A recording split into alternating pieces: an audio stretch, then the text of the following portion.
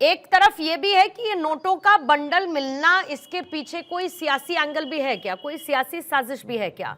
कितना गंभीर इसको समाजवादी पार्टी मानती है?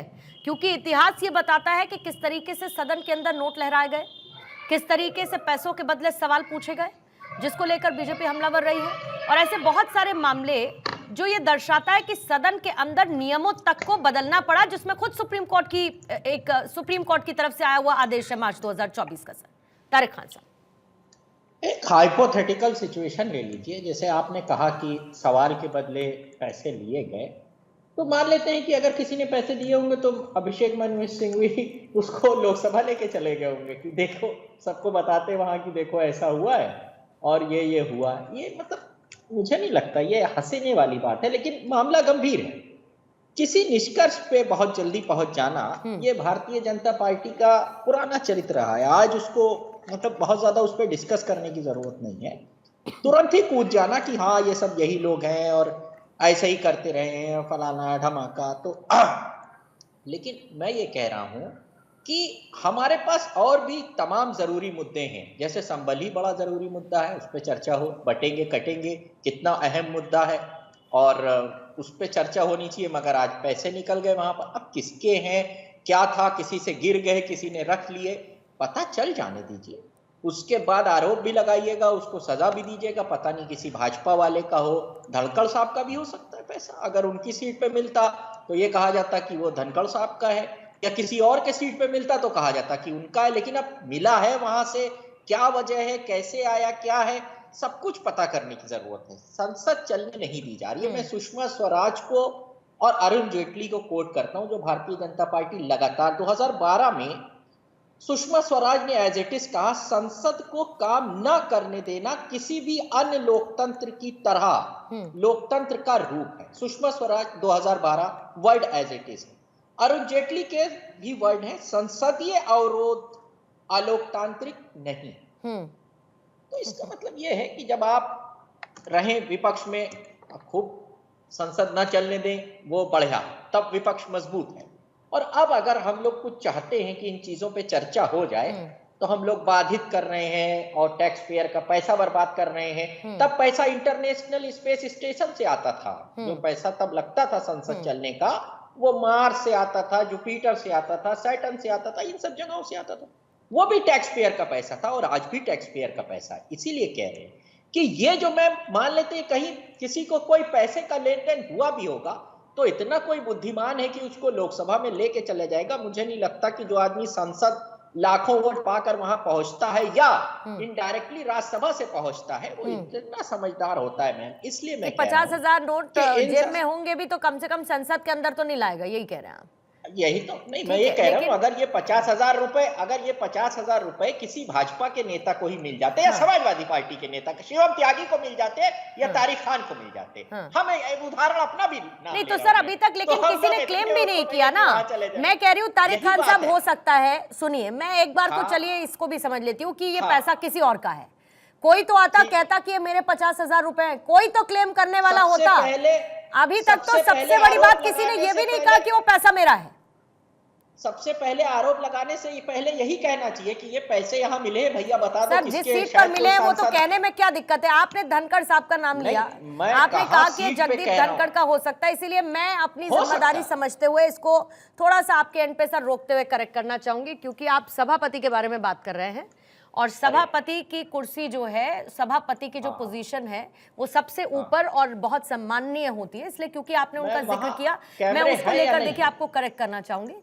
ठीक है, लेकिन ये जांच का विषय है, आपका अधिकार। मैं वहां कैमरे हैं या नहीं, ठीक है, हर जगह कैमरे, मैंने वही तो कहा ना कि फिर उसमें नाम ना लेने को लेकर इतनी मिर्ची क्यों है? ठीक है सर, नाम ना ले। एक सेकंड, मैं ये भी कह रहा हूं कि होम मिनिस्टर अगर ये कोई रख गया है तो होम मिनिस्टर इस्तीफा दे दे, कल सुबह ही इस्तीफा दे दे होम मिनिस्टर। अगर कोई कर गया है इतनी हाई सिक्योरिटी की जगह, बिल्कुल है। मैंने कहा, सवाल पूछा कि क्या ये कोई सिक्योरिटी लैप्स भी है? शिवम जल्दी से काउंटर रखेंगे, फिर उसके बाद बाकी दो मेहमानों के पास, प्रत्युष जी और हर्ष आपके पास में आती हूँ।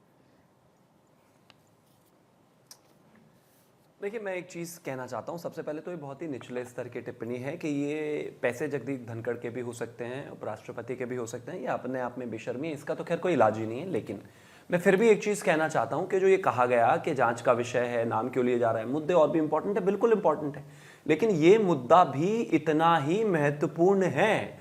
और रही बात 50,000 की, हम तो गरीब लोग हैं भाई, हमारे पास कहां 50,000 रुपए मिल रहे हैं? 2-2, 3-3 लाख करोड़ के जिनके घर घराने बने हुए हैं उनके होंगे, हमारे नहीं है। लेकिन अंततः इतना जरूर है कि ये कोई बहुत छोटा विषय है नहीं।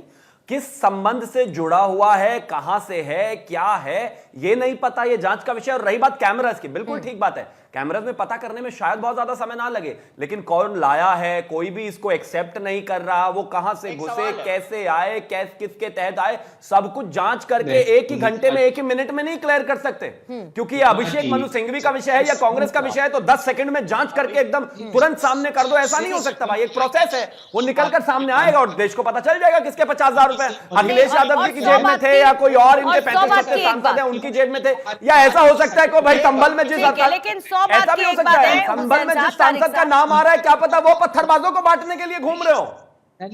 बल में आप चर्चा करते ना, सुनिए ना आप जो सर, नासिर साहब सभी सुनिए, तो हो 100 सकता है। बात की एक बात है कि इतना पैसा लाना सदन के भीतर अलाउड नहीं है, नियमों के खिलाफ है। 100 बात की बात 10 सर सेकंड क्लियर है, ये 10 बहुत सेकंड ज्यादा मांग ठीक है। रहा हूं। मुझे 10 मुझे सेकंड प्रत्युष मैं मणि लाना गैर कानूनी है, सर, पर लाया और इसकी बिल्कुल जांच ठीक में बात है, तो पता इसकी तो चला। जांच 10 होगी सेकंड। ना, इसकी मैं जांच 10 कौन सेकंड कह रहा है कि नहीं होगी सर?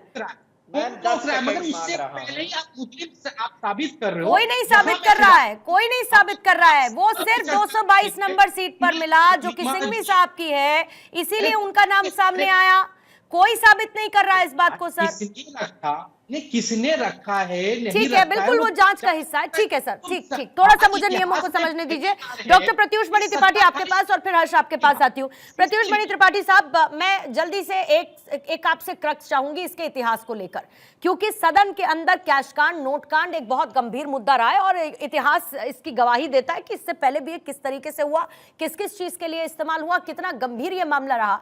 लेकिन इसके साथ साथ नियमों में तब्दीली आई, नियमों को बदला गया, ये बताया गया कि आप बंडल नहीं ला सकते हैं, कुछ आप खुले पैसे लाना चाहते हैं वो एक अलग बात है, लेकिन नोटों का बंडल वहां पर नहीं आ सकता है। इन नियमों की नजरअंदाजी जिसने भी की, ये कितना गंभीर मामला बनता है। दूसरा, इसके रेपरकशंस क्या हो सकते हैं जांच में, जिसका भी नाम सामने आएगा उसके लिए। हमें दुष्यंत की पंक्तियां हैं, मत कहो आकाश में कोरा गुना, मत कहो आकाश में कहरा कोरा घना है, यह किसी की व्यक्तिगत आलोचना है। पक्ष और प्रतिपक्ष संसद में मुखर है, बात इतनी है कि कोई पुल बना है।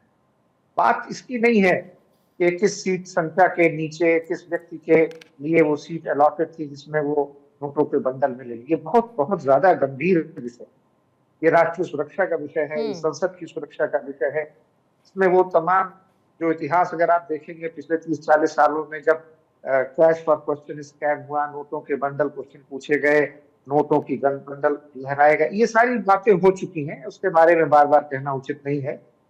आर्टिकल 89 ऑफ द कॉन्स्टिट्यूशन, हमारे संविधान का अनुच्छेद 89 कहता है कि राज्यसभा के सभापति उपराष्ट्रपति होंगे और जो कार्यवाहक पदेन सभापति के रूप में हमारे देश में उपराष्ट्रपति कार्य करेंगे, वही नियमों को संचालित करेंगे, सदन को संचालित करेंगे।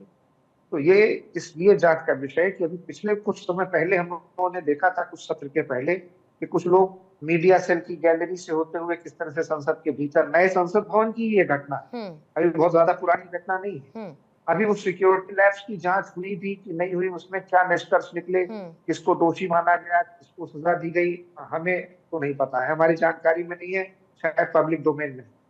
अब किसी सांसद की सीट के नीचे कुछ रुपयों के बंडल मिलते हैं, उस सांसद का नाम लेने भर से वो गुनहगार नहीं हो जाते, ना उनसे ये कोई साबित होता है कि ये काम उन्होंने किया। लेकिन अगर वहां पे रुपए के बंडल मिले हैं तो किसने पहुंचाए, किसने रखे, क्यों रखे, उसके पीछे उद्देश्य क्या है। कॉन्स्टिट्यूशन में, लॉ में एक मेंसेरिया, एक बड़ा महत्वपूर्ण कॉन्सेप्ट होता है, यानी मोटिव, इंटेंशन।